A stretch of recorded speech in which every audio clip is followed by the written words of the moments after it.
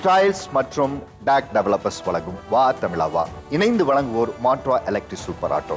Powered by Sri Shasta Institute of Engineering and Technology, Sura Publications, BVD Priyam Salt, Namakkal Imayam Multi Speciality Hospital, Styling Partner Taylor Sue, Jewelry Partner Malabar Gold and Diamonds. ஒவ்வொரு காலகட்டத்திலையுமே மனுஷங்க அடிக்கடி தங்கள் வாழ்க்கையில் மறக்காமல் சொல்லக்கூடிய வார்த்தை ஒன்று இருக்கு. அது என்னன்னு பார்த்தீங்கன்னா, சீக்கிரம் செட்டில் ஆகிடணும், சீக்கிரம் செட்டில் ஆகி கல்யாணம் பண்ணிடணும், கல்யாணத்துக்கு அப்புறம் செட்டில் ஆயே ஆகணும், குழந்தை பிறந்துருச்சு, அதுக்கப்புறம் குடும்ப பிரச்சனை பெருசாயிருச்சு, சீக்கிரம் பொருளாதாரியாக செட்டில் ஆகணும், இந்த செட்டில் ஆகணும் செட்டில் ஆகணும் செட்டில் ஆகணும். இதை ஓயாமல் சொல்லிக்கிட்டு இருக்கிறவங்கள கல்யாணத்துக்கு அப்புறம் மிக முக்கியமான ஆள் யாருன்னு கேட்டால் ஆண் பெண் 2 பேரில் மனைவிகள். சீக்கிரம் செட்டில் ஆகிடுங்க, என்னங்க இப்படியே இருக்கீங்க அப்படின்னு சொல்ல ஆரம்பித்து அதை தூண்டிக்கிட்டே இருக்கிறாங்க. ஏங்க எங்கள் அண்ணன் ஒரு வீடு வாங்கிட்டாரு, ஏங்க உங்கள் அண்ணன் காரு வாங்கிட்டாரு, அப்புறம் ஏங்க பக்கத்து வீட்டுக்காரங்க சீட்டு போட்டாங்க, ஏங்க எங்கங்க கோல்டு விலை குறைஞ்சிருச்சுங்க சீக்கிரம் போய் வாங்கிடுவோம், அப்புறம் ஏங்க அந்த டபுள் டோர் ஃப்ரிட்ஜை வாங்கிட்டோம்னா நல்லா இருக்குமே, அப்புறம் ஏங்க 36 இன்ச்சை அப்படியே ஒரு 100 இன்ச்சியாக டிவியாக மாற்றிடலாமாங்கிறது. சீட்டு போடுறதுல ஆரம்பித்து கோல்டில் ஆரம்பித்து வீட்டில் இருக்கிற பொருட்கள் வரைக்கும் ஏங்க ஏங்க ஏங்க ஏங்கன்னு சொல்லி மனுஷன் தூங்கும் போதெல்லாம் எங்கே தூங்குறாரு, ஏங்க ஏங்க இப்படி ஒரு பீதியிலேயே தான் படுத்து தூங்குறாங்க கணவன்மார்கள் அனைவருமே. இன்னொரு பக்கம், எங்களுக்கு கல்யாண வாழ்க்கைக்கு முன்னாடி தான் எங்கள் வாழ்க்கை சிறப்பாக நாங்கள் நினைத்தது போல் வாழ்க்கை அமையல, ஆனால் கல்யாணத்துக்கு அப்புறம் நாங்கள் நினச்ச மாதிரி சந்தோஷமாக ஒரு வாழ்க்கையை வாழ்வோண்டா, இல்லை அந்த வாழ்க்கையை நாங்கள் அமைச்சுக்குவோம் அப்படின்னு சொல்லக்கூடிய மனைவிமார்கள் இந்த பக்கம் வந்து உட்கார்ந்துருக்கீங்க. இன்னைக்கு நம்ம பேச போகிற தலைப்பு, மிடில் கிளாஸ் வாழ்க்கையை வெறுக்கும் மனைவிகள் வெர்சஸ் அவர்களின் கணவர்கள்.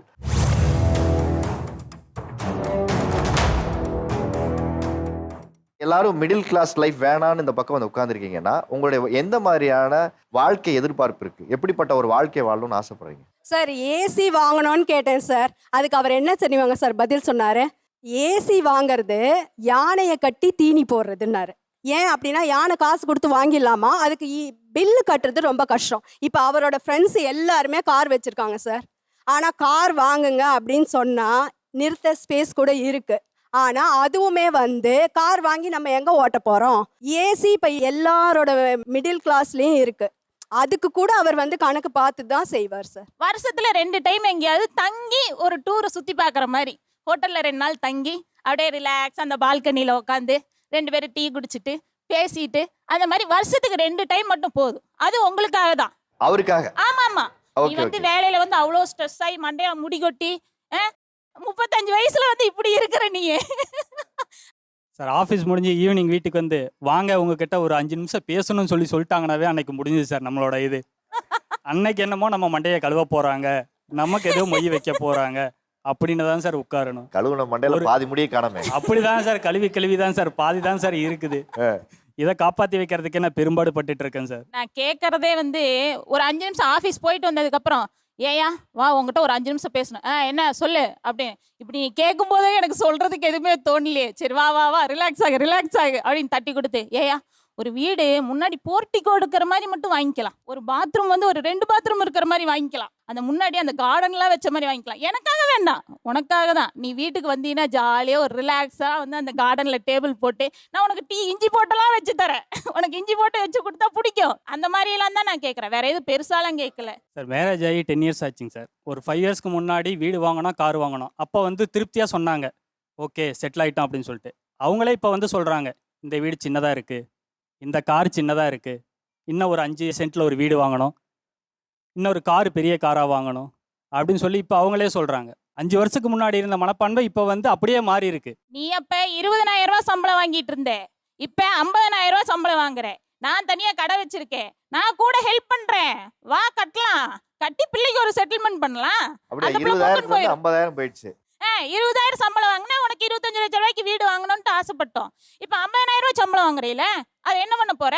காசு இருந்தா செலவாக தான் செய்யும். நீ அதை வந்து ஒரு முதல் போடு. இப்படியே தான் சார் பேசி இன்னைக்கு பொண்ணு வந்து என்கிட்ட டிமாண்ட் பண்றா. என் பொண்ணு என்னோட சீருக்கு வந்து எவ்வளோ பெரிய மண்டபத்தில் வைக்கணும், யானையில் வந்து சீர் கொண்டு வரணும் அப்படின்னு சொல்லி என்னோட பொண்ணு 10 வயசு பொண்ணு டிமாண்ட் பண்ற அளவுக்கு இவங்களோட பேச்சுவார்த்தை இருக்கு சார். எனக்கு புரிஞ்சிச்சு. கல்யாணம் ஆகி மனைவியோட எதிர்பார்ப்புல பாதியை காணோம். அடுத்து பிள்ளைங்களோட எதிர்பார்ப்புல மீதியும் காணாம போயிடுன்னு நினைக்கிறேன். அப்படிதான் சார் போயிட்டு இருக்கு சார் லைஃப். அப்படிதான் போயிட்டு இருக்கு. ஆமா. அடுத்து சொல்லுங்கம்மா. எந்த மாதிரியான வாழ்க்கையை நீங்க எதிர்பார்த்து கல்யாணம் பண்ணீங்க? நாங்கள் காலேஜில் தான் மீட் பண்ணி லவ் பண்ணி மேரேஜ் பண்ணிக்கிட்டோம். கல்யாணம் ஆகி 4 years ஆச்சு சார். எங்களுக்கு ஒரு 2 year பேபி இருக்கா. நாங்கள் லவ் பண்ணும்போதே பிளான் பண்ணது நம்ம வந்து கல்யாணம் ஆனோடனே சொந்த வீட்டுக்கு போயிடலாம் அப்படின்ற மாதிரி தான் பிளான் பண்ணோம். அவங்க என்ன பட்ஜெட்டில் பிளான் போட்டாங்கன்னா ஒரு 35 lakhs பார்க்கலாம் அப்படின்ற மாதிரி பார்த்தாங்க. பட் நான் என்ன சொன்னேன், வேணாம், நமக்கு நாளைக்கு குழந்தைங்க பிறக்கும், ஒரு 2 குழந்தைங்க கண்டிப்பாக இருக்கும். ஸோ நம்ம நல்ல ஹைஃபையான பட்ஜெட்டில் பார்க்கலாம், டியூப்ளெக்ஸ் மாடலில் பார்க்கலான்னு சொல்லி நான் தான் ஆசைப்பட்டு போனோம். அதுக்கு எவ்வளவு பட்ஜெட் வச்சிருந்தீங்க? எனக்கு வந்து 60 lakhs பார்க்கணும் 60 அப்படின்ற lakhs. மாதிரி. அதே மாதிரி தான் என்னோட ஆசைக்கு இது பண்ணி அவர் வாங்கிட்டாரு. என்ன மந்த்லி அவருக்கு அந்த டியூ கட்டும்போது மட்டும் ரொம்ப பிரச்சனையாயிடும். எவ்வளவு வருஷம் இஎம்ஐ போட்டிருக்கீங்க? 25 years சார்.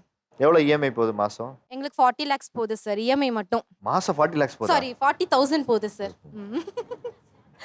இதேமே வெடிச்சிரும் போல இருக்கு. 40 லட்சம் ரூபாய் மாசம். நான் வந்து இன்னும் நிறைய ரிஸ்க் எடுக்கலாம் தான் இல்ல, அந்த சொல்லுவேன். ரிஸ்க் என்னெல்லாம் எடுக்கலாம்னு உங்களுக்கு ஒரு லிஸ்ட் வச்சிருப்பீங்க இல்லையா? ஒரு வீடு வாங்கியாச்சு, அடுத்து என்ன மாதிரியான ஒரு பிளானிங் இருக்கு உங்களுக்கு? நெக்ஸ்ட் கார் வாங்கணும். பாப்பா இப்போ 2 years ஆச்சு. குழந்தை வந்து ஏஜ் அட்டன் பண்றதுக்குள்ள 20 பவுனாச்சு சேர்த்து வைக்கணும். அதுக்கு நாங்கள் ஐடி கம்பெனியில் தான் ஒர்க் பண்ணுறோம். பட் அந்த சேலரி எங்களுக்கு பத்தாது. நான் வந்து இன்னும் சைடில் ஏதாவது பிஸ்னஸ் பண்ணலாம், சாட்டர்டே சண்டே ஃப்ரீ தானே, நீங்கள் ஏதாவது ஒர்க் போங்க, அந்த மாதிரி நான் உங்களை போட்டு ப்ரெஷர் பண்ணிகிட்டே இருப்பேன். ஏன்னா நம்ம சீக்கிரம் செட்டில் ஆகணும்னா ப்ரெஷர் இந்த வயசில் நம்மளுக்கு ஏஜ் இருக்கும்போது நம்ம ப்ரெஷர் பண்ணி நம்ம ஒர்க் பண்ணி அதை செட்டில் பண்ணிட்டாதான் நம்மளுக்கு கொஞ்சம் ஏஜ் ஆகும்போது அது ரிலாக்ஸாக நம்ம அதை என்ஜாய் பண்ண முடியும். இதனாலே எங்கள் 2 பேத்துக்குள்ளே கொஞ்சம் ஃபைட்டும் வரும். வீட்லேயும் சங்கடப்படுவாங்க, ஏன் இப்படி பண்ணுற, டார்ச்சர் பண்ணுறன்ற மாதிரி பேசுவாங்க. இவ்வளோ பேசுகிறாங்களே, அவங்களுக்கு அந்த இஎம்ஐ டேட் என்னன்னு தெரியுமான்னு கேளுங்க. போன மாதம் எலக்ட்ரிசிட்டி பில் வீட்டுக்கு எவ்வளோ வந்ததுன்னு தெரியுமான்னு கேளுங்க அவங்களுக்கு. எனக்கு அதெல்லாம் தெரியாது. உங்கள் கூட நான் ஒர்க் வரேன், நான் உங்களுக்கு கொடுத்துட்றேன், நீங்கள் அதெல்லாம் ஹேண்டில் பண்ணிக்கிறீங்க. இவங்க வந்து வீடு வாங்கலான்னு சொல்லி சொன்னாங்க. என்னோட இதுக்கு பட்ஜெட்டுக்கு ஏற்றபடி நான் ஒரு 30 to 35 lakhsக்கு வாங்கலான்னு சொல்லிட்டு நான் எங்கள் அம்மா கிட்ட பேசிட்டு நாங்கள் வந்து ஒரு பிளான் பண்ணி வச்சுருந்தோம். ஆனால் இவங்க எப்படி பட்ஜெட் போட்டாங்கன்னா, ரொம்ப டியூப்ளெக்ஸ் ஹவுஸாக வாங்கணும், வீட்டுக்குள்ளேயே ஸ்டெப்ஸ் இருக்கணும். ஸோ இவங்க பட்ஜெட் பார்த்தா நான் போட்ட 35 விட டபுள் மடங்கு ஆயிடுச்சு. 35 இப்போ 70 ஆயிடுச்சு. மந்த்லி சேலரியை விட இப்போ இஎம்ஐ வந்துட்டு எனக்கு ரொம்ப கஷ்டமாக போயிடுச்சு. எனக்கு எவ்வளவு சம்பாதிக்கிறீங்க நீங்க? இந்த இஎம்ஐ அமௌண்ட் தான் என்னோட டேக் ஹோம் சேலரி. அவங்க எவ்வளவு சம்பாதிக்கிறாங்க? சேம் அதே தான். இஎம்ஐல உங்க சேலரி போயிடுது, பேலன்ஸ் இருக்கிற வச்சு ஃபேமிலி ரன் பண்ணும்போது சஃபிஷியண்ட்டாக இருக்கா உங்களுக்கு? இல்லை சார், இப்போ அவங்க ஐடி ஃபீல்டில் தான் ஒர்க் பண்ணுறாங்க அவங்க. ஸோ அவங்க என்ன சொல்லுவாங்க, ரொம்ப ப்ரெஷராக இருக்குது, ட்ரிப்பு பிளான் பண்ணலான்லாம் சொல்லுவாங்க. அது எப்படி பிளான் பண்ணுவாங்கன்னா, எங்கள் ஃபேமிலி கசின்ஸ் கூட ஒரு ட்ரிப் ஒன்று பிளான் பண்ணிடுவாங்க. அது ஒன்று. செகண்ட், அவங்க ஃபேமிலி கசின்ஸ் கூட ஒரு ட்ரிப் ஒன்று பிளான் பண்ணிடுவாங்க. தேர்டு, அவங்க ஆஃபீஸ் டீம்மேட் கூட ஒரு ட்ரிப் ஒன்று பிளான் பண்ணுவாங்க. ஃபோர்த்து, அவங்க பர்சனலாக 2 ஃப்ரெண்ட்ஸு கூட இருப்பாங்க, அவங்க கூட ஒரு ட்ரிப் பிளான். மொத்தமாக 4 ட்ரிப்பு ஒரு வருஷத்துலேயே பிளான் பண்ணுவாங்க. இந்த 4 ட்ரிப்பு பிளான் பண்ணுறது கூட பெருசு இல்லை சார். அந்த 4 ட்ரிப்புக்கும் நான் 4 விதமான ட்ரெஸ் எடுத்து கொடுக்கணும் அவங்களுக்கு நான். அப்போ நீங்கள் நினச்சி பாருங்கள், என்னோட ஒரு மந்த்லி சேலரி ஒன்று அப்படியே போச்சுன்னா இன்னொரு மந்த்லி சேலரியில் இந்த இதுவும் நடந்துகிட்ருக்கும். சார், எங்கள் அம்மாவோட ஃபேமிலி வந்து லோவர் மிடில் கிளாஸ் தான். எனக்கு கல்யாணத்துக்கு அப்புறம் தான் எனக்கு வந்து லக்ஸுரி, ஃப்ரீடம் எல்லாமே வந்து எனக்கு என்னோட ஹஸ்பண்ட் தான் கொடுத்தாங்க. பட் நான் கேட்டது வந்து ஒன்று தான், ஒரு சொந்த வீடு. கல்யாணம் பண்ணும்போது நமக்கு இருந்த தேவைகள் வேற. இப்போ 10 வருஷம் ஆச்சு கல்யாணம் ஆகி. இப்போ இருக்க தேவைகள் வேற. இவங்க என்ன சொல்றாங்கன்னா, இப்போ இருக்க சேலரி வச்சுட்டு நீங்கள் ரிஸ்க் எடுத்து கொஞ்சம் வீடு வாங்க அப்படின்னாங்க. இருக்கிறதுக்கு வீடு இருக்கு, அது அப்பா வீடு இருக்கு, சொந்த வீடு தான் அது. அப்பாவோட வீடு. அப்பாவோட வீடுனா சொந்த வீடு. அவங்களுக்கு என் பேர் நான் சம்பாரிச்ச ஒரு வீடு வாங்கணும். சரி, என் மாமனாரோட அப்பா வந்து அவங்களுக்கு வந்து ஒரு கடையும் ஒரு சொந்த வீடும் கொடுத்தாங்க சார். அவங்க அந்த கடையை வச்சு எவ்வளோ கஷ்டப்பட்டு அவங்க கஷ்டப்பட்டு முன்னேறி ஒரு வீடை 3 வீடு ஆக்குனாங்க. நம்ம பங்குக்கு நம்ம பசங்களுக்கு ஏதாவது பண்ணணும்ல சார். எனக்கு 2 பையன் இருக்கான். ஸோ இவங்க பேர் சொல்ற மாதிரி நம்ம பசங்களுக்கு ஏதாவது கொடுக்கணும்ல சார். அவங்க அப்பா கஷ்டப்பட்டு கடையை வச்சு பெருக்கி 1 3 ஆக்கியிருக்காரு, நீங்க இன்னும் கஷ்டப்படல அப்படிங்கிறாங்க அப்பா மாதிரி. கல்யாணம் பண்ணும்போது சார் பிடிச்ச பொண்ணு கிடச்சிச்சுன்ற ஒரு ஜோஷ்ல கல்யாணம் பண்ணியாச்சு. அதுக்கப்புறமா இறந்ததுக்கு அப்புறம் தெரியுது நம்ம கொஞ்சம் சீக்கிரம் கல்யாணம் பண்ணிட்டோம் போல. ஸோ என்னோட சேலரி ரொம்ப கம்மியாக இருந்துச்சு. கல்யாணத்துக்கு அப்புறம் 3 கம்பெனி மாறிட்டேன். 3 கம்பெனிக்கு அப்புறம் சேலரி ரைஸ் ஆச்சு. பட் அந்த சேலரிக்கு ஈக்குவலாக எக்ஸ்பென்சஸ் அதிகமாக இருக்குது. ஸ்கூல் ஃபீஸ்லேருந்து எல்லாமே, லிவிங் எக்ஸ்பென்சஸ், அதுக்கப்புறம் ட்ராவல் எக்ஸ்பென்சஸ் எல்லாமே ஜாஸ்தியாக இருக்கும்போது நம்மளால் அதை மீட் பண்ண முடியல. அடுத்த மாதம் 1ஆம் தேதி வர வேண்டிய சேலரி ஒரு 4 நாள் தள்ளி வந்தால் இஎம்ஐ கட்டுறதுக்கு காசு கிடையாது, பேக்கப் கிடையாது, சேவிங்ஸ் கிடையாது. ஸோ அப்படி இருக்கும்போது இந்த மாதிரி திடீர்னு அன்எக்ஸ்பெக்டட் எக்ஸ்பென்சஸ் வந்து நம்ம கொஞ்சம் கஷ்டமாக இருக்கும். இந்த எக்ஸ்பென்சஸ்க்கே சமாளிக்கும் போது இங்கே வீடுன்னு ஒரு பெரிய ஸ்டெப் எடுத்து வச்சோம்னா நமக்கு தாங்காது சார். நாளைக்கு என் பையன் வந்து கேட்பான்ல சார், எனக்கு நீங்க என்ன பண்ணீங்கன்னு கேட்பான். அதுக்கு இவங்க என்ன சொல்லுவாங்க? பையன் அவன் சம்பாரிச்சு அவன் தேவைக்கு அவன் தான் அவனை பாத்துக்கணுமே. Correct sir. இப்போ பையனுக்கு கொடுக்க அப்பா சம்பாரிச்சு ஒரு வீடு வாங்கி வைக்கணும், அவனை ஏன் சோம்பேறி ஆக்குறீங்க? நம்ம கொடுக்க வேண்டிய பெஸ்ட், அவனுக்கு கொடுக்க வேண்டிய குவாலிட்டி எஜுகேஷன் சார். அந்த சொத்தை கொடுத்துட்டோம், அவன் டெவலப் பண்ணிக்கிட்டோம். எங்கள் அப்பா கஷ்டப்பட பார்த்தா நான் வளர்ந்தேன், நான் அந்த மாதிரி பண்ணிக்கிறேன், நீ கஷ்டப்பட்டு சம்பாரிச்சுக்கோ அப்படின்னு சொன்னேன். சார் நம்ம கஷ்டப்பட்ட பிள்ளைங்களும் கஷ்டப்படணும்னா என்ன சார் நியாயம்? நீங்க தான் சொன்னீங்க அவங்க அப்பா கஷ்டப்பட்டு ஒன்ன மூணாக்குனாருன்னு. உங்க வீட்டுக்காரு கஷ்டப்படணும்னு நினைக்கிறீங்க. அப்போ உங்க பிள்ளை நாளைக்கு கஷ்டம் தானே படணும். அவரு நாளைக்கு இன்னொரு பொண்ணை கல்யாணம் பண்ண தானே போறாரு. அந்த பொண்ணு இது மாதிரி தானே கேட்கும். அந்த பொண்ணு உங்களை மாதிரியே இல்ல, அந்த பொண்ணு உங்களை மாதிரியே கேட்கும்ல. அப்பா சம்பாரிச்ச சொத்தெல்லாம் வேணாம் கண்ணு, நீ போய் வேலைக்கு போய் நீயே சம்பாரிச்சு நீயே ஒரு வீடை வாங்கிட்டு வர்றாச்சா, நான் அதுல குடியிருக்கேன்னு. அதான் சார், எப்படியே எல்லாருக்கும் கொடுத்துட்டே இருக்கணும். அவங்கவுங்க பிள்ளைங்களுக்கு நம்ம ஏதாவது செஞ்சுட்டே இருக்கணும். இருக்கிறதுக்கு வீடு இருக்கு, சாப்பிட்றதுக்கு உணவு இருக்கு. ஆனாலும் எங்க வீட்டுக்கார் ஒரு வீடு வாங்கி அதுல பத்திரப்பதிவு பண்ணி அதுலதான் நாங்க போய் உட்காந்து சாப்பிடணும், பெட்ரூம் லைட்டே வேணும்னு கேக்குறீங்கல்ல.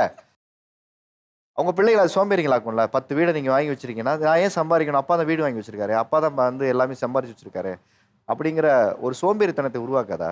ஆமா, கண்டென்ட் லைஃப் வேணும் சார். நம்ம என்ன சம்பாதிக்கிறோமோ அதை வச்சு நமக்கு கடவுள் புண்ணியத்தில் ஓரளவுக்கு நம்ம நீட்ஸ் மேட்ச் பண்ண முடியுது. ஸோ கொஞ்சம் கடன் இருக்கு, இல்லைன்னு சொல்ல, அது கடன் நம்ம போகிற இடத்துல அடைச்சிடலாம். ஸோ அதுக்கான கான்ஃபிடன்ஸ் இருக்கு, கொஞ்சம் ஸ்ட்ரென்த் இருக்கு. எனக்கு அவங்க சப்போர்ட்டும் பண்ணுறாங்க, வீட்டிலேருந்தே ஆன்லைன் பிஸ்னஸ் பண்ணிட்டு இருக்காங்க, சப்போர்ட் பண்ணுறாங்க.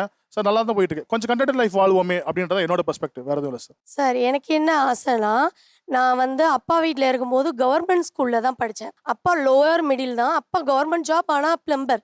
என்னால் வந்து ஃப்ளூயன்ஸாக இங்கிலீஷ் பேச முடியாது. ஸோ நான் இப்படி இருக்கிறச்ச என் பிள்ளைங்க வந்து இப்போ மிடில் கிளாஸில் போட்டிருக்கேன். எனக்கு என் ஃப்ரெண்ட்ஸ் எல்லாம் பார்க்கும்போது எல்லாருமே சிபிஎஸ்சி, ஆனால் கொஞ்சம் கஷ்டப்படுறவங்க தான்.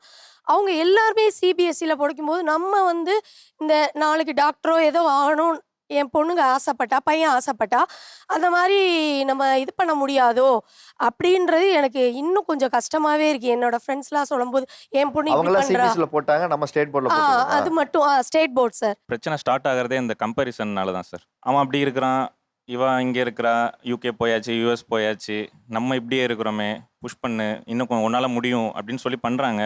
ஸோ கொஞ்சம் டைம் கொடுங்க, இன்னும் கொஞ்சம் நாள் ஆகட்டும், எல்லா விஷயத்தையும் கொஞ்சம் தள்ளி போடலாம், அதுக்கப்புறம் பார்க்கலாம் அப்படின்னு சொல்லிட்டு.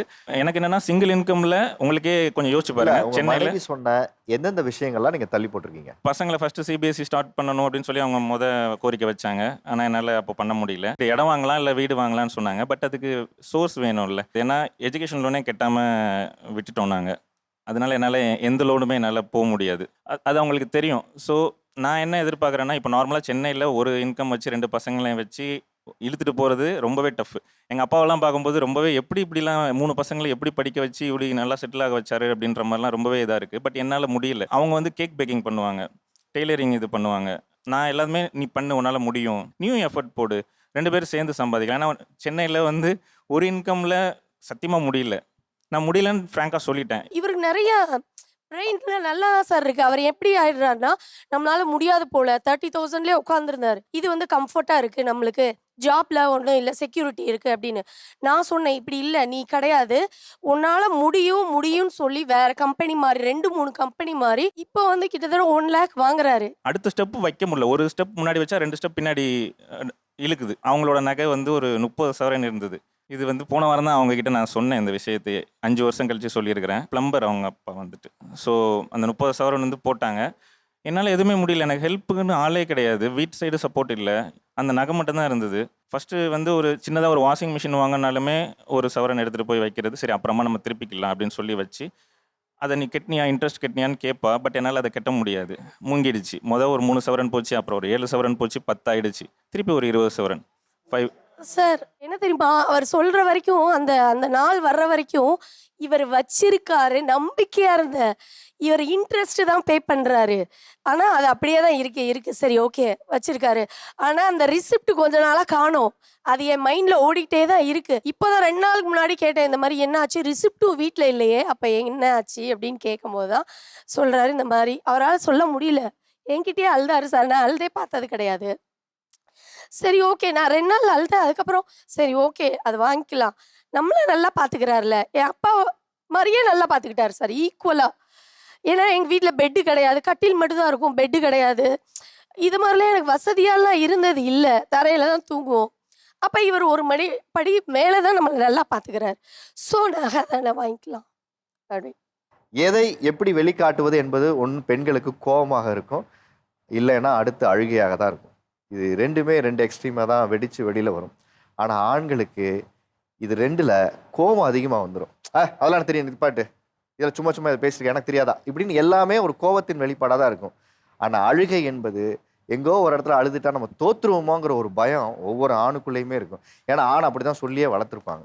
ஆனால் அதையும் தாண்டி ஒரு மனைவி கிட்ட நீங்கள் அழுக வேண்டிய ஒரு சூழல் வரும்போது அந்த தருணம் உங்களுக்கு எப்படி இருந்தது? அது அழுவும்போது வந்து நான் குழந்தையவே மாறிட்டேன். நிஜமா உண்மையை சொல்லணும்னா, அம்மா கிட்ட நம்ம எப்படி ஏதோ ஒன்று நம்ம தப்பு பண்ணாலோ இல்லை எனக்கு இது வேணும்னு அடம் பிடிச்சி நம்ம அழுவோம்ல, அதே மாதிரி ஒரு ஃபீல் இருந்தது. அப்படியே காலில் விழுந்து அழுக வேண்டிய மாதிரி தான் ஒரு மாதிரி ஆயிடுச்சு. அது ஒரு மாதிரி போயிடுச்சு. ஆனால் 2 நாள் அவள் தூங்கவே இல்லை, ரொம்ப கஷ்டப்பட்டா. ஆனா 5 வருஷமா எங்க அப்பா அம்மா போட்டோ முன்னாடி இவர் அழுதுருக்காருன்றதே எனக்கு தெரியல சார். ஒவ்வொரு வாட்டி இப்பதான் சொன்னாரு, நான் எப்போதுமே அப்பா அம்மா கிட்ட உன் அப்பா அம்மா படம் முன்னாடி நான் அழுதுருக்கேன், ஆனா உனக்கு தெரியாது அப்படி சொல்லியிருக்காரு. அப்படி சொல்லியிருக்காரு. இவங்க அப்பா இறக்குறாரு. இறந்து ஒரு 6 மாதத்தில் அந்த பிரச்சனையில் அந்த நகரெல்லாம் போகுது. எனக்கு எப்படி இருந்தது அப்படின்னா, அவர் என்கிட்ட டைரெக்டாக வந்து பேசுகிற மாதிரியே இருந்தது. நீ துரோகம் பண்ணிட்ட என் பொண்ணுக்கு அப்படின்ற மாதிரி இருந்தது. எனக்கு வந்து அப்போது அந்த 1 இயரில் வந்து ஃபோட்டோ, அவங்க அப்பாவோட ஃபோட்டோ வீட்டில் நான் வந்து வச்சேன். அப்போது வந்து நான் டைரெக்டாக பேச ஆரம்பித்தேன், இன்ட்ராக்ட் பண்ண ஆரம்பித்தேன் அவர் கூட. அவர் வந்து என்ன தப்பு எதுவும் அதுக்கு மேலே எதுவும் செய்ய விடாமல் கொஞ்சம் ஸ்டாப் பண்ணுற மாதிரியும், நான் வெளியில் போகும்போதெல்லாம் அவரை பார்த்துட்டு இப்போ கூட நாங்கள் வெளியில் வரும்போதெல்லாம் இப்போ கூட கூஸ் பம்ப்ஸ் ஆகுது பாருங்கள். எப்போவுமே நான் வந்து அதை நான் பண்ணுவேன். மார்னிங் ஒரு 10 நிமிஷம் பேசுவேன்.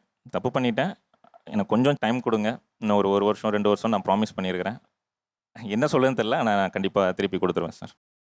எல்லா அப்பாக்களுக்கும் பெண்களுக்கு நகை போட்டு கொடுக்கும்போது அவங்களோட எதிர்பார்ப்பு என்னன்னா, வாழ்க்கை முழுக்க நான் உன்னோட இருந்து உன் தேவைகளை பூர்த்தி செய்கிற வாய்ப்பு என் வாழ்க்கையில் கிடைக்குமான்னு தெரியாது. ஆனால் என்னுடைய சேமிப்பிலிருந்து ஒரு பங்கை நான் எடுத்து இதை வச்சுக்கோமா, இக்கட்டான சூழ்நிலை, அப்பா இருக்க முடியாது அம்மா இருக்க முடியாது, இதை வச்சுக்கங்கன்னு கொடுத்து அனுப்புறது இருக்குல்ல, செஞ்ச தப்புக்கு என்னதான் பிராய்ச்சத்தினால அந்த 30 பவுன் அவரால் உங்களுக்கு கொடுக்கவே முடியாது. அது விலை மதிப்பு இல்லாதது. ஏன்னா அது பவுன் கிடையாது, அது அப்பாவோட உழைப்பு. ஆனால் எனக்கு ஒரு நம்பிக்கை இருக்குது சார், உங்களுக்கு 30 பவுனும் இல்லைம்மா, எனக்கு தெரிஞ்சு அவர் வாழ்நாளுக்குள்ளே உங்களுக்கு ஒரு 50 பவுனோ 100 பவுனோ கட்டாயம் வாங்கி கொடுத்துருவார். Thank you sir. எப்படிப்பட்ட வாழ்க்கையை வாழணும்னு ஆசைப்பட்டீங்க கல்யாணத்துக்கு அப்புறம்? நான் சின்ன வயசுலேருந்து நிறைய ஆசைப்பட்டிருக்கேன் சார். 4th நான் படிக்கும்போதே எங்கள் அப்பா இறந்துட்டாங்க. ஒரு 17 வயசுலேருந்து வேலை தான் சார் செஞ்சுக்கிட்டு இருக்கேன். எனக்கு வந்து பார்த்தீங்கன்னா சார் ஒரு 21 வயசுலேயே மேரேஜ் ஆயிடுச்சு. ஏன்னா அப்போயாவது அங்கே போய் அந்த வீட்டில் ரெஸ்ட் எடுக்கலாம், வீட்டுக்காரு படிக்க வைப்பாரு, நான் வயசு பார்க்கல அழகு பார்க்கல, எனக்குன்னு ஒரு ஆசை இருந்துச்சுல. வயசு பார்க்கல அழகு பார்க்கல, அழகு பார்க்கல. அவர் ஒரு வார்த்தை சொன்னார் சார். என்னம்மா சொன்னார்? உன்னை பார்த்துப்பேன், உன்னை படிக்க வைப்பேன்னு கூட சொன்னார் சார். அது அவரே மறந்துட்டார் சார். 3 குழந்தைங்கள என்னால் சிபிஎஸ்சியில் படிக்க வைக்க முடியாது சார். ஆல்ரெடி 2 குழந்தைங்கள சிபிஎஸ்சியில் படிக்க வைக்கிறேன். 3 மனைவி சேர்த்து சொல்கிறீங்களா? ஆமாம் சார், குழந்தையோடு சேர்த்து 3. கல்யாணம்னு ஒரு கயிறை கட்டின உடனே நம்ம பின்னாடியே கடன் சேர்ந்து வருது சார். கல்யாண கடன் அடைக்கணும். அப்போ என் கல்யாண கடன் அடைக்கிறதுக்கு 4 வருஷம் ஆச்சு சார். அதுக்குள்ளே இது 2 பிறந்துச்சு. அப்போது அடுத்த ஸ்டெப்புக்கு பேம்பஸ் வாங்கணும், ட்ரெஸ்ஸு வாங்கணும், குழந்தைங்க பிறந்தநாள் கொண்டாடணும், மேலும் மேலும் பாரும் தலையில் உக்காரும் சார். என்ன வேலை பார்க்குறீங்க? நான் ஆரம்பத்தில் ஈவெண்ட் மேனேஜ்மெண்ட். ஆமாம், ஈவெண்ட் மேனேஜ்மெண்ட். இப்போ ஒர்க்கு டிமாண்ட் ஆயிடுச்சு. அதனால ஒரு ஃபுட் ஷாப் ஒன்று ஓப்பன் பண்ணி பண்ணிட்டு இருக்கேன். இப்போ ரீசெண்டாக ஆரம்பிச்சு பண்ணிட்டு இருக்கேன். எங்கள் வீட்டு ஃபேமிலியிலும் எனக்கு ப்ராப்ளம் இருக்குது. அண்ணன் இருக்கான், அப்பா இருக்கார், அப்பா உடம்பு முடியாதவ, அம்மா இருக்காங்க, இவங்க எல்லாரையும் நம்ம மேட்ச் பண்ணணும். ப்ளஸ் உன்னையும் பார்க்கணும், குழந்தையும் பார்க்கணும். இந்த வாழ்க்கையிலே என்னால் தாக்கு பிடிக்க முடியல. இதில் ஐஃபையாக வாழணும்னா முடியாது. நல்ல உழைப்பாளி சார் அவரு. ஈவெண்ட்ஸ் மேனேஜ் பண்ணுவாரு, எல்லா வேலையும் சொல்ல போனீங்கன்னா காவா கூட க்ளீன் பண்ணுவார் சார். அவர் உழைப்பாளி. ஆனா எப்படி அந்த பணத்தை பயன்படுத்தணும், எப்படி சேவிங் பண்ணும், அந்த பணத்தை என்னதான் பண்ணணும் தெரியாது சார். வாழ்க்கை ஒரு முறை தானே சார், மறுபடியும் பறக்க முடியுமா சார்? இந்த ஒரு முறையே நல்ல முறையில வாழ முடியலன்னா எப்படி சார்? சார் நல்ல முறையாக வாழறதுன்னா என்ன? ஒரு மேரேஜுக்கே போறோம்னுச்சுங்க, எப்படி போகணும்னு நினைப்போம், ட்ரெஸ்ஸிங் பண்ணிட்டு போவோம், அப்பெல்லாம் எதிர்பார்ப்போம். இந்த நகையே போதும், பிள்ளைங்களுக்கு படிப்பு கொடுக்கறது, அப்புறமா வந்து நம்ம அவர் கொடுத்துட்டாரு. பிள்ளைங்க நல்லா படிக்கணுன்றதுக்கோசம் தான் சார் நல்ல ஸ்கூலில் சேர்த்து 40,000 43,000 ஃபீஸ் கட்டுற ஒரு பிள்ளைக்கும். அதே மாதிரி சம்பாதிக்கிறது, சாப்பிடணும், என்ஜாய் பண்ணணும். இன்னைக்கு தூங்கினா நாளைக்கு ஏஞ்சிப்போமான்றது நிரந்தரம் இல்லை. சேர்த்து வச்சு ஒன்றும் பண்ண போகிறது கிடையாது. என் லைஃப் தான் சார். அதை எந்த யதார்த்தத்தை புரிஞ்சுக்காம அவங்க ஆசைப்படுறாங்கன்னு நினைக்கிறீங்க? ஒரு நைட்டு வாங்கி கொடுன்னு என்னை கூப்பிடுவாங்க சார். பாக்கெட்டில் பணம் இருந்துச்சுன்னா 5 நைட்டு வாங்கி தருவோம் ஒரே டைமில். இல்லாத டைமில் நெருக்கடி பிடிச்சா என்னால் முடியாது. நகை விஷயத்தில் என்னென்னா, குழந்தைங்களுக்கு செயின் வாங்கணும், குழந்தைங்களுக்கு இது வாங்கணும், இருக்கும் போது வாங்கிடலாம். ஏன் நான் போட்டுனுக்கிற செயினே வந்து அறந்துச்சு, அதை இந்த டைமில் எடுத்துகிட்டு போய் கொடுத்து மாற்றலான்னா இப்போ பணம் இல்லை. இதெல்லாம் அவன் நிறைய புரிஞ்சுக்கணும். குழந்தைங்களுக்கு ஏற்ற மாதிரி வாழணும். இந்த வாழ்க்கையிலே சந்தோஷமாக வாழலாம். என்னை பொறுத்தவரையிலும் ஐஃபையான வாழ்க்கையை வாழ்ந்தோன்னா அதுக்கான கடன்காரனை தான் ஆகும். சொல்லுங்கம்மா, வேற என்ன ஆசைகள் உங்களுடைய திருமணத்துல நீங்க எதிர்பார்த்தீங்க? ஸோ என்னோட வீட்டில் என்னோட அப்பா வந்து கொத்தனார் தான். எங்களை வந்து நல்லா படிக்க வச்சாங்க, நாங்கள் 3 பிள்ளைங்க. ஆனால் என்னோட ஆசை சின்ன வயசுலேருந்தே என்ன அப்படின்னா, எனக்கு வந்து சொந்தமாக ஒரு கார் வாங்கணும், சொந்தமாக வீடு இருக்கணும். அதுதான் சார் ஃபர்ஸ்ட் இது. ஸோ கல்யாணத்துக்கு முன்னாடி அவங்க வந்து ஓகே சொல்லிட்டாங்க. கல்யாணத்துக்கு முன்னாடி புக் பண்ணிட்டோம். ஆனால் கல்யாணத்தன்னைக்கு வந்து அது டெலிவர் ஆகலை, வேறு சுச்சுவேஷன்னால அது கேன்சல் ஆயிடுச்சு சார். ஆஃப்டர் மேரேஜ் வந்து வாங்கலாம்னு சொன்னாங்க. பட் வந்து 5 மாதம் ஆயிடுச்சு, கார் எடுக்கலை. நான் வந்து என்ன கேட்டேன், இல்லை நீங்கள் வந்து கல்யாணத்தப்பவே சொன்னீங்கல்ல கார் நம்ம சொந்தமாக வாங்கிடலாம் அப்படின்னு. சரி எப்போதான் நீங்கள் வாங்க போகிறீங்கன்னு. பட் அவங்க ஸ்டெப் எடுத்து வைக்கிறதுக்கு, இல்லை என்னால் முடியாது, என்னால் வந்து இஎம்ஐ கட்ட கஷ்டமாக இருக்குது, இல்லை டவுன் பேமெண்ட் கொடுக்கணும், என்ன பண்ணுவேன். சரி நான் என்கிட்ட இருக்கிற சேவிங்ஸ் நான் உங்களுக்கு கொடுக்குறேன் அப்படின்ட்டு டவுன் பேமெண்ட் வந்து சப்போர்ட் பண்ணி நாங்கள் எடுத்தோம். அந்த கார் எடுத்த நாள்லேருந்தே என்ன நான் ஆசைப்பட்டு கேட்டேன் அப்படிங்கிறதுக்காக அந்த காரை தொட மாட்டாங்க. 3 வருஷத்துல அந்த கார் வந்து ஓடின கிலோமீட்டர் வந்து 2000 கிலோமீட்டர் தான். வீட்ல எப்படி எடுத்து ரிவர்ஸ் நிப்பாட்ட மாதிரி இருக்கு. அதுதான் சார் இல்ல பண்ணுவேன். சார். அதுதான் பண்ணுவேன். அதான் பண்ணுவீங்க. ஸோ என்னோட ஆசை வந்து கல்யாணத்துக்கு முன்னாடி நம்ம எப்படி இருந்தோமோ என்னவோ, இன்னைக்கு கல்யாணம் பண்ணி வந்துட்டோம். நாளைக்கு என்னோட ஹஸ்பண்டை வந்து நான் என்னோட வீட்டுக்கு போனாலோ இல்லை ஃபேமிலியோட வீட்டுக்கு வந்து போனாலோ அவங்களுக்கு ஒரு ஐடென்டிட்டி இருக்கணும். ஸோ நீங்கள் வர நேரத்தில் உங்களை மதிக்கணும். அதுக்கான இதை வந்து நான் சொல்கிறேன் சார். அது ஒவ்வொரு விஷயம், காராக இருக்கட்டும். ஸோ இன்னைக்கு வந்து பார்த்தீங்கன்னா அவங்க வந்து அதை மதிக்கணும்னா என்ன மாதிரி எல்லாம் இருந்தா உங்களுக்கு ஒரு ஐடியா இருக்கும்ல? ஆமாம் சார், அது என்னன்னு கண்டிப்பா. கேக்குறேன். இப்போ 2 ஃபங்க்ஷன் போகிறாங்க அப்படின்னா அந்த 2 ஃபேமிலி ஃபங்க்ஷனுக்கு ஒரே செட் ட்ரெஸ் தான் வந்து அவங்க போடுவாங்க. எனக்கு வந்து அது பிடிக்காது சார். ஸோ எங்கே போனாலும் நமக்கு இருக்குதோ இல்லையோ, ஆனால் இருக்கிறத வச்சு கிராண்டாக நம்ம காமிச்சிக்கணும் அப்படிங்கிறது என்னோட ஆசை. இன்னொரு அவங்களுக்குன்னு ஒரு ஐடென்டிட்டி இருக்கணும். இவங்க லிபினா, ஸோ லிபின் இந்த இடத்துக்கு வராங்கன்னா இவங்களோட ஜாப் இதுதான், இந்த வேலை தான் பார்க்குறாங்க. ஸோ அவங்களோட பேர் வந்து வெளியே தெரிய ஆரம்பிக்கணும் சார். பட் அதுக்கப்புறம் வந்து பார்த்தீங்கன்னா ஒவ்வொரு விஷயத்துலேயும் வந்து அவங்க அடுத்த ஸ்டெப் ஒரு இதை இனிஷியேட் பண்ணணும் அப்படின்னா அவங்களுக்கு ஒரு ஃபியர், பயம் இருக்கு. ஆமாம். என்னன்னா சார், ஃபஸ்ட்டு வந்து அந்த மேரேஜ் டைமில் கார் வந்து நான் வந்து வேண்டான்னு சொன்னேன். எதனாலனா, நான் வாங்கிட்டு இருந்த சேலரியை தாண்டி அப்போவே நான் வந்து எக்ஸ்ட்ராவாக தான் நான் இஎம்ஐ கட்டிட்டு இருந்தேன் ஒரு சிலதெல்லாம். ரெண்டாவது நான் வந்து பார்த்தீங்கன்னா நான் பைக் மேலே ரொம்ப கிரேஸு. 4 பைக் வச்சுருந்தேன் அப்போவே, பிஃபோர் மேரேஜ். அந்த இஎம்ஐஸ் ஒன்று அப்படி இப்படியே கொஞ்சம் இருக்கும். சரி மேரேஜ்க்கு அப்புறம் வந்து 2 பேர் நம்ம. ஸோ நம்ம 2 பேரோடதையுமே வந்து பார்த்தாக்கணும், நான் ஒருத்தன் தான் பார்க்கணும் அப்படின்றத நான் இருந்தது. ஏன்னா அவளுக்கும் வந்து ஒரு சில கடன்கள் இருந்தது, அப்பா அம்மாவை பார்த்துக்கணும். அதனால அந்த எக்ஸ்பென்சஸ் அவளோட சேலரி நம்ம டிபெண்ட் பண்ண வேண்டாம், நம்ம தனியாக தான் பார்க்கணும் எல்லாத்தையும் அப்படின்றதுனால என்னோட பைக்கை வந்து விற்றுட்டு அப்படியும் வந்து எனக்கு வந்து என்னோட சேலரி தாண்டி தான் எனக்கு வந்து இஎம்ஐஸ் தான் வந்து பே பண்ணுற மாதிரி இருந்தது. காரையும் வந்து அந்த டைமில் எடுத்திருந்தேன் அப்படின்னா எனக்கு வந்து இஎம்ஐ வந்து பார்த்தீங்கன்னா மாதம் எனக்கு வந்து 30,000 வந்திருக்கும். ஆனால் என்னோட சேலரி அப்போ வந்து பார்த்தீங்கன்னா 23 தான் எனக்கு. அந்த 7,000 ரூபா நான் வந்து அரேஞ்சே பண்ண முடியாதுனால, ஏன்னா எனக்கு சோர்ஸ் கிடையாது எங்கேயுமே.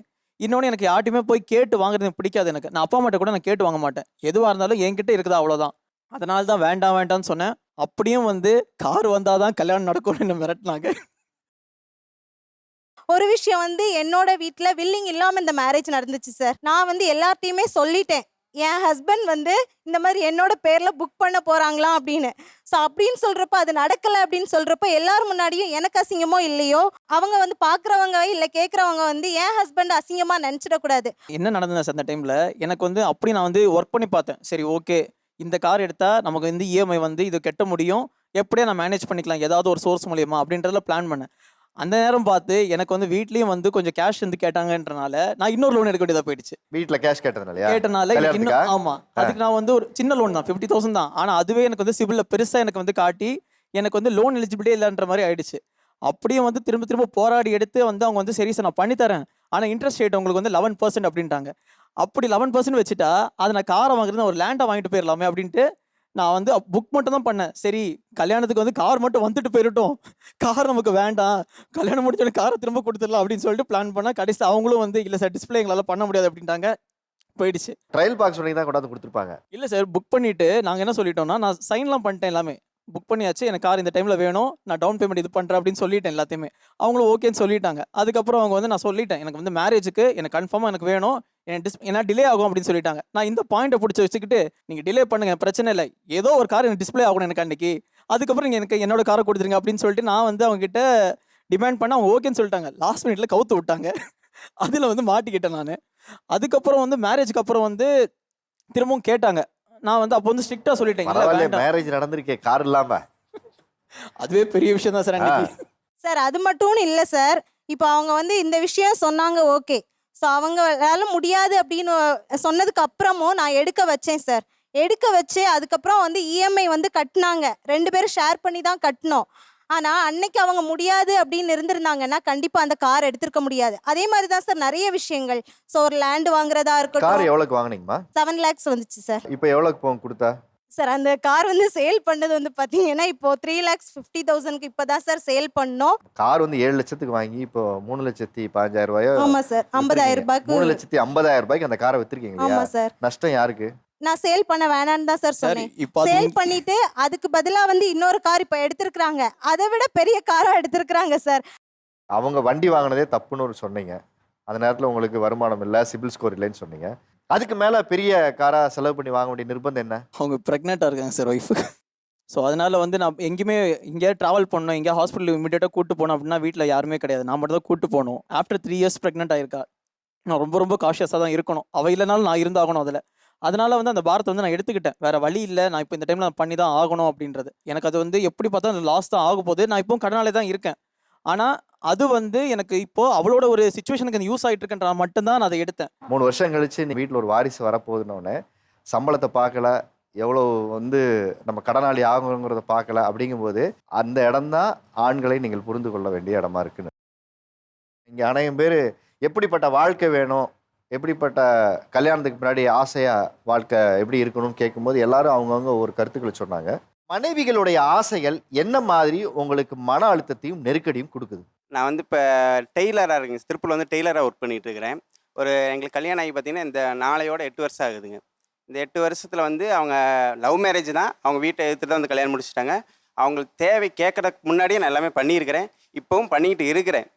அவங்களோட கௌரவத்தை காப்பாற்றணும்னு நான் நினச்சி அவங்க ஆசைப்பட்டு நான் செஞ்ச ஒரு விஷயம் அவங்க பண்ணணும்னு, வீடு எனக்கு கட்டணும்னு ஆசை. அதாவது நான் எந்த ஊர்லேருந்து உன்னை தேடி வந்தனோ அந்த ஊரில் நான் வீடு கட்டணும் அப்படின்னு அவங்க ஆசைப்பட்டாங்க. எங்கள் கையில் இருந்தது அந்த 7 வருஷமாக நான் சம்பாரித்தது வந்து ஒரு 10-12 பவுன் நகை நாங்கள் சேர்த்து வச்சுருந்தோம். அதெல்லாம் விற்று வீடு லோன் போட்டு கட்டலான்னு சொல்லி அவங்களும் பேசி டிசிஷன் பண்ணாங்க. நானும் 2 பேர் பேசி தான் டிசிஷன் பண்ணி கட்டினோம். அவங்க என்ன சொன்னாங்க, கட்டுங்க, நானும் உங்க கூட வேலைக்கு வரேன். அவங்களும் டெய்லர் தான். 2 பேர் ஒர்க்கு கொண்டா தான் போயிட்டு இருந்தோம். ஒரு 1 இயராக கட்டிட்டு தான் இருந்தோம். லோன் வாங்கி வீட்டையும் கட்டியாச்சு. அவங்க வீட்டு சைடும் பேச ஆரம்பிச்சிட்டாங்க. எல்லாம் ஓகேவா நல்லா போயிட்டு இருந்துச்சு. 1 இயர் கட்டிட்டோம். திடீர்னு அவங்களுக்கு உடல்நிலை சரியில்லை. 3 மாதமாக அவங்க வேலைக்கு போக முடியாத சூழ்நிலை. என்னோட ஒரு ஆள் சம்பளத்தை வச்சு மாதம் வந்து இஎம்ஐ பார்த்தீங்கன்னா 21,500. நான் மாதம் ஒரு 30 ரூபா சம்பாதிப்பேன். அவங்க ஒரு 20 ரூபா சம்பாதிப்பாங்க. அதை மெயின்டைன் பண்ணி தான் 20 ரூபா போனாலும் ஒரு 20 ரூபாயை வச்சு நம்ம சமாளிச்சிடலாம் அப்படிங்கிற ஒரு இதில் நமக்கு பண்ணது. அவங்க 3 மாதமாக வரல. லோன் அப்படியே லாக் ஆயிடுச்சு. அவங்க வீட்டில் வந்து பேசுவாங்களே தவிர பண உதவிங்கிறது எதிர்பார்க்க முடியாது, செய்யவும் மாட்டாங்க. ஏன்னா அவங்களுக்கு வந்து அந்தளவுக்கு இன்னும் என் மேலே நம்பிக்கை வரல. என்ன தான் நான் பண்ணாலும் அவங்களுக்காக அதை ரிஸ்க் எடுத்து எல்லாம் நான் பண்ணி கடைசியில் இருந்ததெல்லாம் விற்றதும் போக வீடும் கையை விட்டு போயிடுச்சு. நான் கண்டினியூவாக வேலைக்கு போகிறனால எனக்கு என்ன ப்ராப்ளம் இருந்துச்சுன்னா, இந்த 2 கட்டை விரலில் இருக்க நரம்பு வந்து வீங்கிருச்சு. டாக்டர் என்ன சொல்லிட்டாங்கன்னா, நீங்கள் வந்து டெய்லரிங் வேலையை மாற்றுங்க, அந்த வேலையை ஹெவி ஒர்க்கே பண்ணக்கூடாதுன்ட்டாங்க. அதே வேலையை செஞ்சாலும் ஒத்துழைக்க மாட்டேங்குது. இப்போ லோன் போட்டு அவங்களோட நகை போனதும் போச்சு, என்னோட 7 வருஷம் உழைப்பு மொத்தமாக போச்சு. இப்போ எதுவுமே இல்லாமல் வாடகை வீட்டில் வந்து உட்காந்துருக்கோம். இவன் கூடலாம் இருக்க மாட்ட, நீ எப்படியோ போயிடுவ, இவன் கூட நீ வாழ மாட்ட அப்படின்னு அசிங்கமாக பேசியிருக்காங்க. அந்த இடத்துல நான் இவர் கையை பிடிச்சி அந்த ஊருக்குள்ளே நடக்கணும் அப்படின்னு நான் நினச்சி தான் பண்ணினேன். ஆனால் வந்து இவர் உழைப்பும் போய் அந்த வீடு என் கையை விட்டு போனது இன்றைக்குமே என்னால் ஏற்றுக்க முடியலை. இன்னும் நான் சைன் பண்ணலை, அதில் ஏற்றுக்க முடியல.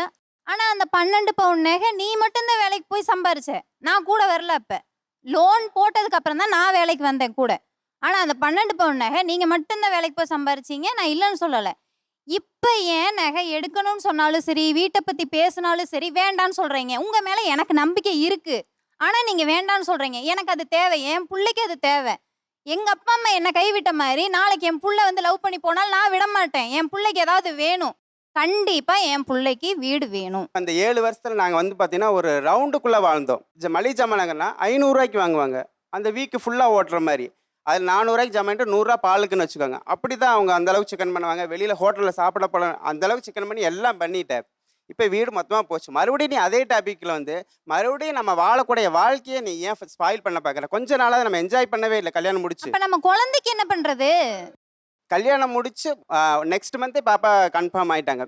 நம்ம இது வரைக்கும் ஒரு ஹனிமூன் கூட போனதில்லை, ஒரு வெளியில் எங்கேயும் ஒரு ட்ரிப்பு கூட நம்ம போனதில்லை. அந்த அளவுக்கு நம்ம சிக்கனமாக பார்க்குறவங்களுக்கு நம்ம ஆடம்பரமாக தான் தெரியும், ஆனால் எவ்வளோ சிக்கனமாக இருக்குன்னு நமக்கு தெரியும். அப்படி இருந்து எல்லாத்தையும் இப்போ மிஸ் ஆயிடுச்சு.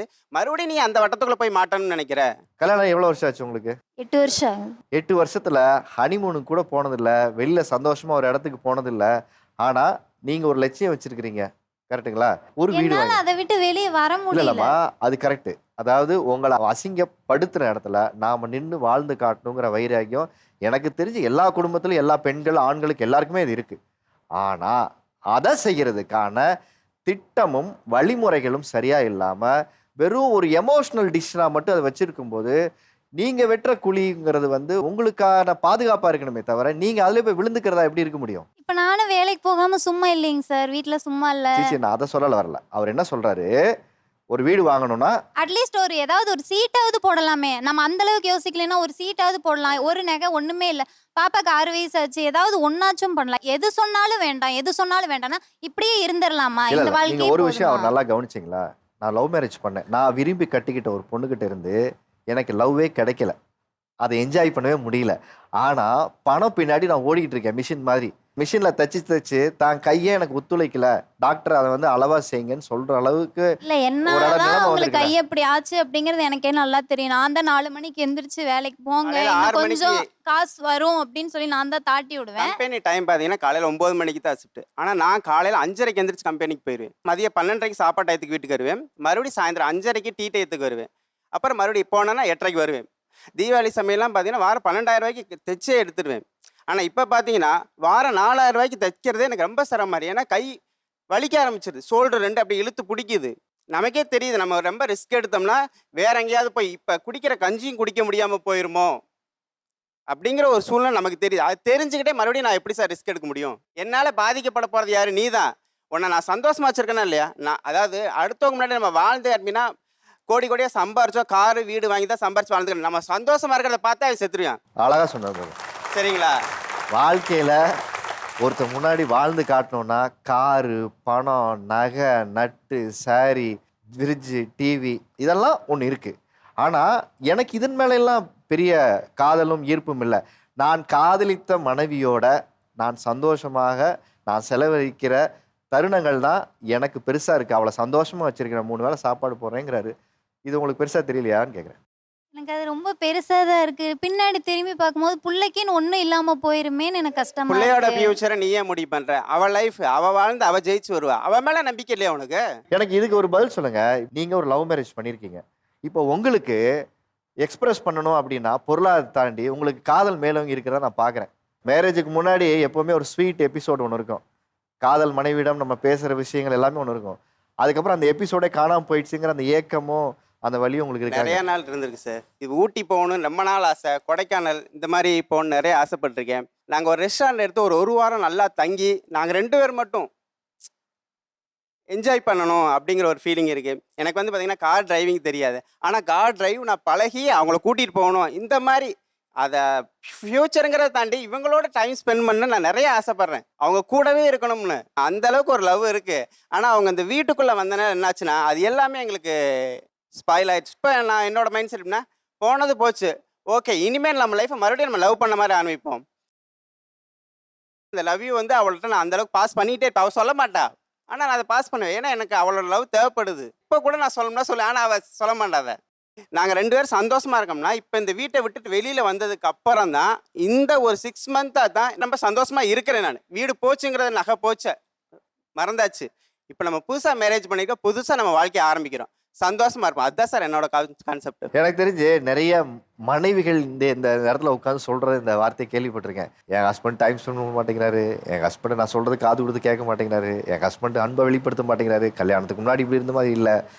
ஆனால் எனக்கு இந்த நிகழ்ச்சிக்கு வந்து ஒரு ஆண் இந்த இடத்துல வந்து உட்காந்து என் மனைவியிடம் நான் காதலையும் அன்பையும் கொடுத்துக்கிட்டே இருக்கேன், திரும்ப அதை தான் நான் எதிர்பார்க்குறேன்.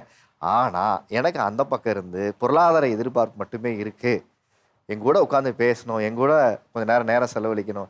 அவர் சொன்னதில் ஒரு அழகிலுக்கு நாங்கள் 2 பேர் மட்டும் கொடைக்கானலுக்கு போய் ஒரு 2 நாள் 1 வாரம் அந்த தங்கி இருக்குன்னு இருக்குல்ல, நீங்கள் சிரித்து பேசுகிறதோ மனசு விட்டு இந்த எதிர்பார்ப்புகளை களைஞ்சு உட்காந்து நம்ம பரஸ்பரமாக பேசுறது இருக்குல்ல, ஒரு காஃபி குடிச்சுக்கிட்டு அவர் அந்த ஒரு ஸ்பேஸை ஒரு ஆண் எதிர்பார்க்குறாருன்னா மனசு எவ்வளோ தூரம் இறுகி இருக்குன்னு பாருங்களேன். சார் அதுக்கு காரணம் கூட அவளுக்கு தெரியுங்க சார். அப்பா வந்து எனக்கு 3 வயசுலேயே விட்டுட்டு வேறு மேரேஜ் பண்ணிட்டு போயிட்டாங்க. அதனால் அம்மா கூட என்னை அனாதை ஆசிரமத்தில் சேர்த்தாங்க. 10th வரைக்கும் நான் அங்கே தான் படிச்சிருக்கிறேன். பாசங்கிறது அம்மா மேலே கூட எனக்கு கிடையாது. ஏன்னா அம்மா கையால் நான் சாப்பிட்டது கூட எனக்கு ஞாபகத்தில் இல்லை. எனக்கு பாசம் கிடைச்சது ஃபுல்லாக இவகிட்ட இருந்து மட்டும்தான் லவ் பண்ணும்போது. அது கண்டினியூவே ஆகலை. பாதியிலே பிரேக்கப் ஆன மாதிரி அது வீடுன்னு வந்ததுக்கு அப்புறம் எல்லாமே போச்சு, ஸ்பாயில் ஆயிடுச்சு. அப்போ கிடைக்காத பாசம் இவன் மூலியமாக எனக்கு நிறைய கிடைக்கணும் அப்படின்னு நான் எதிர்பார்க்குறேன். ஆனால் பிளாங்காகவே இருக்குது அங்கே. இல்லை, அதுக்கு என்கிட்ட அவங்க கேட்குறக்கு பதில் இல்லை. நான் என்ன சொல்கிறதுன்னு எனக்கு தெரியல. ஆனால் எனக்கு அந்த வீட்டை விட்டு என்னால் வெளியே வர முடியலை. ஏன்னு தெரியல. அவளுக்கு எல்லாமே நான் பார்க்காமல, எல்லாமே பார்த்துட்டு தான் இருக்கேன். பாப்பாவை விட அவர் மேலே கேரிங் எனக்கு அதிகமாகவே இருக்குது. அவங்க கேட்குறக்கு முன்னாடியே ஒரு சாப்பாடாகட்டும், அவர் வரக்குள்ளே ஏதாவது செய்கிறதாகட்டும் எல்லாமே பண்ணிடுவேன். இருந்தாலும் எங்கே சுற்றி எங்கே வந்தாலும் என் மைண்டு வந்து அவர் ஏதாச்சும் என்கிட்ட பேச வந்தாலே அடுத்து நான் அவர்கிட்ட என்ன கேட்கணுங்கிறதே என் மைண்டில் இருக்க ஒழிஞ்சு அவர் என்ன பேச வராரு அப்படிங்கிறது எனக்கு ஏற்றுக்கிற அந்த மனப்பக்குவம் வரமாட்டேங்குது. இப்போ உங்க காதல் இப்போ என்னவா மாறி இருக்குங்கிறத நீங்க தெளிவா சொல்றேன். காதல் இங்க டார்ச்சரா மாறி இருக்கு. கட்டாயம் நீங்க வீடு வாங்குற இலக்க தள்ளி வைங்க நான் சொல்ல மாட்டேன். ஆனா ஒத்தி வைங்க. அப்போ ஒத்தி வைக்கும் போது என்னன்னா பரஸ்பர அன்பு வரும். இந்த பரஸ்பர அன்பு ஒரு இடத்துல வந்துருச்சுன்னா என்ன நடக்கும்னா மனுஷனுக்கு ஒரு ரீசார்ஜ் ஆகிடும். உனக்காக மலையவே திருப்பி போடுற ஒரு வீடு என்ன, ஒரு மாளிகையே கட்டணும் அப்படின்னு ஒரு இடம் எங்கே இருக்குது தெரியுங்களா? ஒருவருக்கொருவர் பரஸ்பரமாக புரிந்து கொள்ளது தான் இருக்குது. சந்தோஷத்தை தொலைச்சிட்டு வெறும் வீட்டை வாங்கி ஊருக்கு நம்ம கௌரவமாக ஒரு வீடு வாங்கிட்டோம்னு சொல்கிறதுல என்ன இருக்குது? மனைவிகளோட எந்த ஆசை உங்களை நெருக்கடிக்குள்ளாக்குது சொல்லுங்கள். நாங்கள் வந்து லவ் மேரேஜ் சார். 25 வருஷம் ஆச்சு நாங்கள் கல்யாணம் பண்ணும்போது ஒரு 200 ரூபா காசு வச்சு தான் நான் கல்யாணம் பண்ணேன். இப்போ என்னென்னா இப்போ ஓரளவுக்கு நல்லா இருக்கிறோம். பாப்பா வந்து வெளியில் வந்து டாக்டர் படிக்குது, சின்ன பாப்பா லா படிக்குது. அந்த அளவுக்கு ஓரளவுக்கு படிப்படியாக நான் வந்து கஷ்டப்பட்டு வந்துட்டோம். ஓரளவுக்கு அவங்களும் சப்போர்ட் பண்ணாங்க. ஆனால் என்ன ஒரு காரணம்னா ஒரே டைமில் இப்போ வீடு கட்டணும், பாப்பாவை ஃபாரினில் படிக்க வைக்கணும், பாப்பாவை லா படிக்க வைக்கணும், எல்லாம் ஒரே டைமில் செய்யணும் அப்படின்ற கான்செப்டுக்கு வராங்க. அப்போ வரும்போது நம்ம மன உளைச்சல் ரொம்ப அதிகமாகுது. வாடகை வீட்டில் தான் இருக்கிறேன். இன்னும் நாய்க்கடைக்கு போகிறோன்னு வச்சுங்களேன், ஒரு திருகாணி வாங்கணும்னு தான் சொல்லுவாங்க, இல்லை கொலுசு வாங்கணும்னு தான் சொல்லுவாங்க. போகிற வரைக்கும் அந்த நாள் வரைக்கும் சண்டை நடக்கும். போகிற அன்றைக்கி மாமா நாய்க்கடைக்கு போய்ட்டு வந்துடுமா அப்படின்னுவாங்க. அங்கே போகணுன்னு வச்சுங்களேன், திருகாணி வாங்க தான் போவோம். போன உடனே ஷோரூமில் பார்த்தீங்கன்னா ஒரு 5 பவுனில் 6 பவுனில் வந்து நெக்லஸ் போட்டிருப்பான். இந்த நெக்லஸ் சூப்பராக இருக்குது, எனக்கு இது நீங்கள் வாங்கி கொடுங்க. திருகாணி தானே கேட்டேன். இல்லை எனக்கு கண்டிப்பாக வேணும். இது அத்தியாவசியம் ஆடம்பரம் 2 இருக்குது. அத்தியாவசியம்னா திருகாணி, ஆடம்பரம் வந்து நெக்லஸ் வாங்கிடுவாங்க. எப்படி இருந்தாலும் தெரிஞ்ச கடைக்காரன் சரி சொல்லி நான் அப்புறமா தரங்கன்னு சொல்லி வாங்கிட்டு வந்து கொடுத்துருவேன். சரி வாங்கிட்டு இப்போ தான் கஷ்டப்பட்டாங்களே அந்த கடனை கொஞ்சம் கொஞ்சமாக அடிச்சுட்டு வரணும். அப்படி கிடையாது. ஒன்று வீடு கட்டு, நான் எத்தனை நாள் தான் உன்னை நம்பி வந்தேன், எத்தனை நாள் தான் நான் வந்து வாடகை வீட்டிலே இருப்பேன், எனக்கு வீடு கட்டு அப்படின்னு. அவரால் முடியுதுன்ற பட்சம் தான் சார் நான் கேட்பேன். திருகாணி வாங்குறதுக்கு நான் கூட்டிகிட்டு போகிறேன்னு சொல்கிறாருல்ல, ஒரு டைம் நான் அவர் நகை கடைக்கு கூட்டு போகிறதுக்கு நான் எத்தனை வருஷம் பாடுபடுவோம் தெரியுங்களா? அங்க கொண்டுட்டு போறதுக்கு அவ்வளோ ரிஸ்க் சார். அவர் கடைக்குள்ள வர்றது அவருக்கு ரிஸ்க்னு அவருக்கு தெரியும்ல, அவங்கள கூட்டிட்டு போறதா சார். நான் வந்து இங்கிருந்து திருகாணிக்கு பிளான் பண்ணி அங்க போய் ஒரு 5 சவரன் நகை கேட்கறேன்னா அவர்கிட்ட வில்லிங் இல்லாம கேட்பேனா? நான் வந்து 24 வருஷமா அவர் கூட வாழ்ந்துகிட்டு இருக்கேன். அவர் எப்ப என்ன பண்றாரு, அவர் கையில என்ன இருக்குது இல்ல, இதெல்லாம் எனக்கு தெரியும்ல. செமஸ்டர் ஃபீஸு காசு வச்சிருப்போம் சார். அந்த காசை இதில் நகையில் போட சொல்லுவாங்க. அப்போ அந்த செமஸ்டர் ஃபீஸுக்கு நான் தான் போய் அலைஞ்சு திரிஞ்சு ஏதாவது கட்டி ஆகணும் சார். 2வது இஎம்ஐயில் நான் எந்த பொருளுமே வாங்க மாட்டேன் சார். நாளைக்கு வந்து கடங்காரன் வந்து திட்டினான்னு வச்சுக்கேன், ரொம்ப மனசு கஷ்டமாக இருக்கும். அப்படி என்ன இருக்கும்போது பிரியாணி சாப்பிடுவோம், இல்லைன்னா தண்ணி ஊற்றி சாப்பிடுவோம். சார் இஎம்ஐ இல்லாமல் அதிகபட்சமாக நீங்கள் விலை கொடுத்து வாங்கின பொருள் என்ன? அது நகை வாங்கியிருக்கேன் சார். அதிகபட்சமாக எவ்வளோ ரூபாய்க்கு? நகை ஒரு 5 லட்ச ரூபாய்க்கு மேலே வாங்கியிருக்கேன் சார். இல்லை மொத்தமாக ஒரு டைமில் கேட்குறேன். ஒரே டைம் தான் சார். உங்களுக்கு பாக்கெட்டில் எப்போ பணம் வருதுன்னு உங்களுக்கு தெரியுதோ இல்லையோ, அவங்களுக்கு அழகாக ஜோசியம் சார். கல்யாணம் பண்ணி அவன் போய் 50,000 ரூபாய்க்கும் 1 லட்ச ரூபாய்க்கு கடையில் வாங்க முடியல, மொத்தமாக 15 லட்ச ரூபாய்க்கு நகை வாங்கி கொடுக்குற அளவுக்கு ஒரு பணம் வச்சுருந்துருக்கீங்கன்னா அப்போது அவங்கக்கிட்ட எவ்வளோ நாள் அது சொல்லாமல் வச்சுருப்பீங்கிறது அவங்களுக்கு தெரிஞ்சாலும் செய்கிறாங்க. இது வரைக்கும் உண்மையை சொல்லணும்னா ₹1 கடன் இல்லைங்க சார். 2 பொம்பளை குழந்தைங்க சார். நம்மளுக்கு நல்ல எஜுகேஷன் கிடைக்கல, அதனால் நம்ம ஒரு நல்ல நிலைமைக்கு வர முடியல. குழந்தைங்களுக்கு நல்ல எஜுகேஷன் கொடுக்கணும்னு நினச்சேன். அதனால் போராடி பெரிய ஸ்கூலில் சேர்த்து முடியலன்னு சொன்னார்ல. இப்போ எப்படி முடிஞ்சது? பெரிய பொண்ணு டாக்டர் ஆகிட்டேன் சார், சின்ன பொண்ணு லாயர் இந்த வருஷம் முடிச்சுட்டாங்க. அப்போ அவர் முடியாமல் அதை செய்ய முடியுதுங்களா? அவர் எளிமைன்ற பேரில் என்னை பயங்கரமாக கொடுமை பண்ணுறாரு சார். கார் வாங்குறது ஒரு ஆடம்பரம் சார், கார் கற்றுக்கிறது ஒரு ஆடம்பரமா? ஒரு ப்ரோக்ராம் போகிறோம், ஒரு வாட்ச் கட்டுங்கன்னா இந்த வாட்ச் இல்லைன்னா நாங்கள் அலோவ் பண்ண மாட்டாங்களான்னு கேட்குறாரு. அப்டேட்டே இல்லை சார் ஆளு. அன்னைக்கு நகை வாங்கும் போது இன்வெஸ்ட்மெண்ட் பண்ணுறேன்னாரு.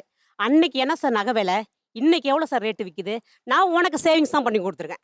அப்போ நான் வாங்க போதெல்லாம் அப்போ இவ வந்து வெட்டி செலவு பண்ணுறான்ற மாதிரி அவனுக்கு தோணுச்சு. இன்னைக்கு நகை விலை ஏறும்போது அவருக்கா தெரியுது. ஒரு அடியை எடுத்து வைக்க ரொம்ப பயப்படுறாருங்க சார். ஒரே டைமில் கார் வாங்கணும், வீடு கட்டணும், கடை வைக்கணும், ஜுவல்லரி விற்கணும், இதெல்லாம் எப்படி சார் முடியும்? இப்போ ஓட முடியல சார் என்னால். என் உடம்பு ஒத்துழைக்கல.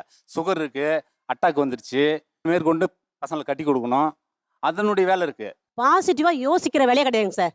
சுகர் வந்துச்சு, பிபி வந்துச்சுன்னா நானும் தான் உன் கூட இருக்கேன், உன்னை கல்யாணம் பண்ணிட்டு நானும் தான் இவ்வளோ கஷ்டப்பட்டிருக்கேன், இந்த நிலைமைக்கு வரதுக்கு ரொம்ப கஷ்டப்பட்டிருக்கேன் சார்.